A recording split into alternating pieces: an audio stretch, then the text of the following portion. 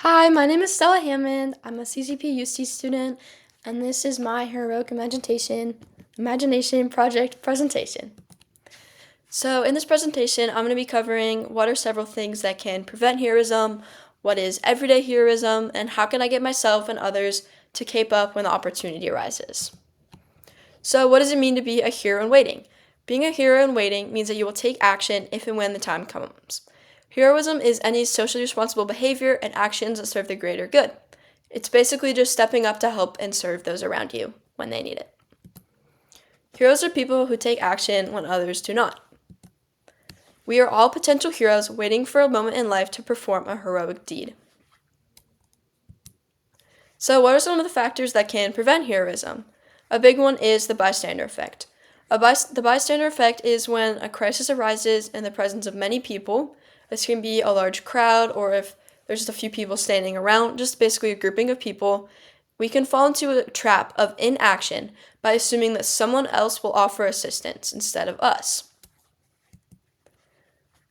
This can lead to then no one stepping up and helping and a problem going unsolved. Assuming that someone will step in to help instead of you is not heroism because you are not helping and serving those around you. The bystander effect can occur under any circumstances and any setting.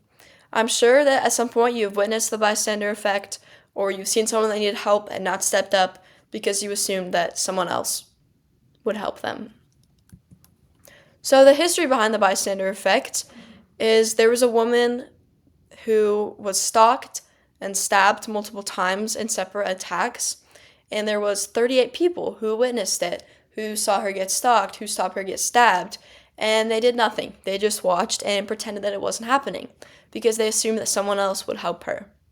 This is a very severe case of bystander effect, but it can happen in everyday regular locations too. If someone drops something, no one's going to jump in and pick it up because they think someone else will help them. Just stuff like that. Another factor that can lead to a prevention of heroism is the idea of self-preservation. So sometimes when a situation arises where you can commit a heroic act and help someone out, you don't because you'll be risking your own personal safety to help another person, or you're forfeiting your time and resources. So, for example, if someone is drowning in a river, you're not gonna. This is if someone doesn't jump in and save them because they're scared of drowning themselves. So, it's putting your own personal safety above helping others. The New York Times also states that the tendency to help increases when the cost of helping is small. So basically, that means that when less time and effort is needed, people are more likely to help. This idea of self preservation can also be applied to I don't want to use my own money to help this person. I don't want to use my time. I'm busy. I don't have time to help them. I don't have time to step in the situation. And all these things can prevent acts of heroism from occurring. So, what can we do to avoid these two things? To break the bystander effect, you need to be brave and step up and be the person to take action. So, this means not just waiting and thinking someone else will step up and just being the person to step up. You can also look to work with those around you. You can play a small part in the solution of a big problem. Remember, when you're committing an act of heroism, it doesn't all have to be you. You can work with those around you. You can play a small part, and you can all work together to solve the problem. So, to get rid of the idea of self-preservation, additionally, you can work with others to help solve an issue. You don't have to do it all on your own. You don't have to give all of your time. You can work with others to give time and resources and help. So, how can we cape up and be heroes in waiting? So some key variables that contribute to heroic behavior, which I'm sure everyone has, are empathy and compassion for others. If you are compassionate for others and you see someone who needs something, someone who needs help, if you're compassionate, you'll step up and help them. Small everyday acts can be heroism too. It doesn't have to be big dramatic things. And you can be a hero in your own way.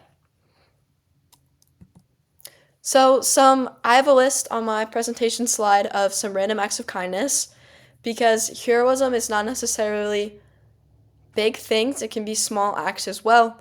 So, for example, if you leave positive notes around your community, if you send your friend an encouraging text, if they have a big exam coming up, if you see someone, or maybe it's a classmate struggling in a class, you can offer to give them your notes, or you can offer to help and study with them in any way. It's basically just small acts that are helping those around you. So, the takeaway from my presentation is that heroism is helping to make the world a better place and being there for others. Anyone can be a hero in waiting, you just have to be brave enough to step up. You just need to be compassionate and take action when the opportunity rises. And if we all are heroes in waiting and we're all willing to step up and help others and be compassionate, then we can make the world a better place together. Thank you.